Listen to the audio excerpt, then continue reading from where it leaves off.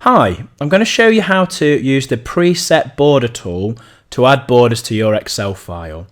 So how this works, we highlight over the cells that we want to apply the border to. So if I grab over the whole shebang here, that is going to apply a border to all of that list. So if you want to only apply a border to a certain part of it, you must highlight the area that you want to apply the border to. Now the preset border button is between underline and the painter's pot on the home tab. Now the reason why I'm explaining where this is used in other buttons is because sometimes this little button here will have a different picture on it, so it can sometimes be tough to see where you're looking for.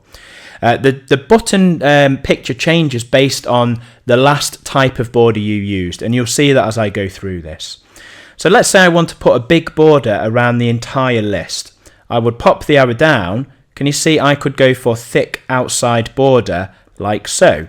Can you see it adds a border in the entire list? And again, can you see the button changes now to a thick outside border? Now let's say I wanted to change this. I didn't want a thick outside border. I want to have a grid of borders inside this. I would highlight like so, pop the arrow down and go for all borders. Can you see that now adds a grid? Now, what you've got to realise about using the presets is, if you want to kind of, shall we say, mash these border combinations together, it's effectively the last border you use, it sort of overwrites what's already there. So can you see when I did the grid, it kind of overwrote the outer edge border. Now, if I were to highlight over a section here at the top, and then say I would like to go for thick outside border, that will overwrite only the bit of border that you're changing. So in this case, the outer edge. Whereas the all border before, that's kind of the outer edge and the internals as well. So you kind of have to think about this a little bit. So I'm going to go for thick outside borders.